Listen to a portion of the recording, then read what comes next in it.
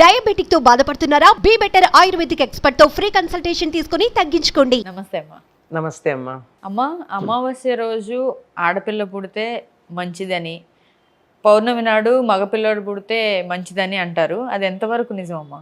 జ్యోతిష్ శాస్త్ర ప్రకారం మరి ఎంతవరకు నాకు తెలియదు, కానీ మన పురాణాల్లో మాత్రం దానికి సంబంధించిన ఆధారాలు కొన్ని కనపడతాయి. లక్ష్మీదేవి అమావాస్య నాడు జన్మించింది. అందువల్ల అమావాస్య నాడు అమ్మాయి పుడితే సాక్షాత్తు మహాలక్ష్మి జన్మించింది అని. మహాలక్ష్మి ఎప్పుడూ భోగంతోనే ఉంటుంది. లక్ష్మి అంటే ఆవిడే కదా, అలా ఉంటుంది. కనుక మా ఇంట్లో లక్ష్మి జన్మించింది అనేటటువంటి ఒక శుభ సంకేతంగా అమావాస్య నాడు ఆడపిల్ల పుడితే ఉంటుంది అని చెప్తారు. అంతేకాదు, లోకంలో మీరు కనుక గమనించినట్టయితే అమావాస్య నాడు పుట్టినటువంటి ఆడపిల్లలు చాలా అందంగా ఉంటారమ్మా, చాలా కళగా ఉంటారు. ఇది జ్యోతిష్ శాస్త్రమో మరోటో చెప్పట్ల. అమావాస్య నాడు పుట్టినటువంటి వాళ్ళని నేను గమనించా కొన్ని వందల మందిని. వాళ్ళు ఎంత అందంగా ఉంటారో చెప్పలేం. అంటే వాళ్ళ లక్ష్మీ కళ వాళ్ళల్లో ఉంది అనడానికి వాళ్ళ సౌందర్యం మనకి హేతువుగా కనపడుతూ ఉంటుంది. మరి ఇంకా పౌర్ణమి నాడు మగపిల్లవాడు పుడితే అదృష్టం అంటే అది మరి విషయమేమో కానీ, పౌర్ణమి నాడు పుట్టినటువంటి వాళ్ళు అయితే చక్రవర్తి అన్న అవుతాడు, లేకపోతే సన్యాసి అన్న అవుతాడు అని చెప్తారు. మనకి 2 ఉదాహరణలు ఉన్నాయి. బుద్ధుడు చక్రవర్తి స్థానంలో ఉండాల్సిన వాడే పౌర్ణమి నాడు జన్మించాడు. గొప్ప సన్యాసి అయ్యి ఒక ఆధ్యాత్మిక ప్రపంచానికి చక్రవర్తి అయ్యాడు. అంతే కదా? అవును. అలాగా పౌర్ణమి నాడు పుట్టినటువంటి వాళ్ళు చాలా మంది మహాయోగులు మనకు కనపడతారు. పౌర్ణమి నాడు పుట్టిన వాళ్ళు వాళ్ళందరూ కూడా చాలా మంది చరిత్ర కనుక తీసుకున్నట్టయితే ఎక్కువ మంది మహాయోగులు జన్మించినటువంటిది. పైగా వాళ్ళల్లో కొంతమంది గృహస్థాశ్రమంలో ఉంటూ కూడా అంటి ముట్టనట్టుగా ఉంటూ ఆధ్యాత్మిక ప్రపంచంలో ఉన్నత స్థానానికి వెళ్ళారు. అయితే ఆధ్యాత్మిక ప్రపంచంలో ఉన్నత స్థానానికి వెళ్ళడం చాలామందికి ఇష్టం ఉండదమ్మా. ప్రతి వాళ్ళు ఒక సామెత ఉంది మనకి, మరో వివేకానందుడు పుట్టే బాగుంటుంది దేశానికి, కానీ పక్కింట్లో అనుకుంటారు. మన ఇంట్లో పుట్టాలని అనుకోరు.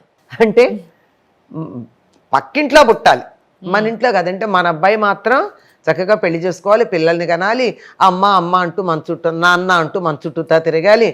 కానీ దేశాన్ని ఉద్ధరించేవాడు పక్కింట్లో పుట్టాలి, మన ఇంట్లో కాదు అన్న అభిప్రాయం ఉన్నటువంటి వ్యవహారం గనక ఇష్టపడరు. కానీ అమావాస్య అన్నది నిండు పున్నమి, అంటే అన్ని కళలు ఉన్నటువంటిది. ఆనాడు జన్మించినటువంటి వారు అన్ని కళలతోనూ జన్మించటం జరుగుతుంది అని చెప్తారు.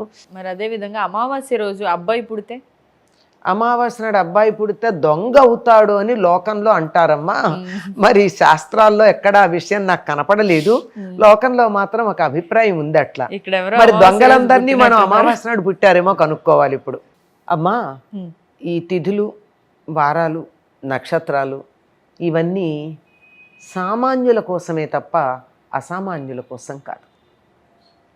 మనం గమనించినట్టయితే మన జీవితంలో సాధారణంగా లోకంలో ఈ తిథినాడు పుట్టిన వాళ్ళు, ఈ వారం పుట్టిన వాళ్ళు అని వాళ్ళ గురించి మనం మాట్లాడుతున్నామే. ఇట్లా పనికిరాని వారం కానీ పనికిరాని తిథి కానీ లేదు. అష్టమి దేనికి పనికిరాదు అనుకుంటాం. మరి అష్టమి నాడు కృష్ణుడు పుట్టాడు.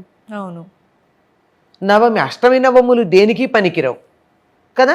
నవమి నాడు శ్రీరామచంద్రుడు పుట్టాడు. అవునమ్మా. సప్తమి 7వ సంఖ్య, 7 మో అని భయపడతాం. రథ సప్తమి నాడేమో, అదే సప్తమి నాడేమో సూర్యుడు జన్మించడం జరిగింది.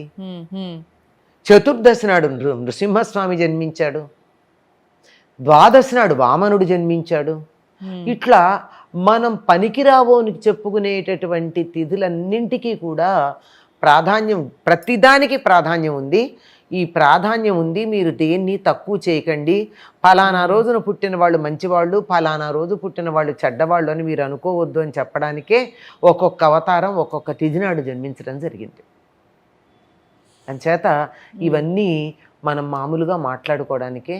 ఎవరికైతే దైవశక్తి ఉందో, భగవంతుడు వాళ్ళని వెన్నంటి ఉన్నాడో, భగవద్భక్తి వాళ్ళల్లో ఉందో అటువంటి వాళ్ళకి ఈ తిథులు, వారాలు, నక్షత్రాలు, వర్జ్యాలు ఇవి ఏమీ చెయ్యవు. ఇవి నిత్య వ్యవహారంలో మామూలు మన నిత్య జీవితంలో ఉండే పనులు నడుపుకోవడానికి సహకరించేవే. అయితే ఇవి కొన్ని మార్గదర్శకాలుగా ఉంటాయి. ఇప్పుడు ఉదయం అనుకోండి, తర్వాత ఎండ పెరుగుతుంది కనుక దానికి ఏర్పాట్లు చేసుకుంటాం. సాయంత్రం అనుకోండి, చీకటి పడుతుంది కనుక దీపాలు పెట్టుకునే ఏర్పాట్లు చేసుకుంటాం. అట్లా చిన్న మార్గదర్శకాలుగా పనికొస్తాయే తప్ప ఇది చెడు ఇది మంచి అన్నది ఏం లేదమ్మా. ఏదైనా మన మనసులోనే మంచిదే. ఇంకా చెప్పాలంటే అష్టమి నాడు కృష్ణుడే కాదండి, అమ్మవారు ఆవిర్భవించరా దుర్గాష్టమి అనుకుంటాం మనం. అవును, అష్టమి నాడు ఆవిడ పుట్టింది, నవమి నాడు మహిషాసురమర్దన ఆవిర్భవించింది. అంచేత ఏ తిథి నాడు ఎవరు జన్మించారు అన్నది మామూలు వ్యక్తులని అతి సామాన్యంగా లెక్క వేయడానికే తప్ప నిజానికి ఏది చెడు కాదు, ఏది అంత గొప్పది కాదు.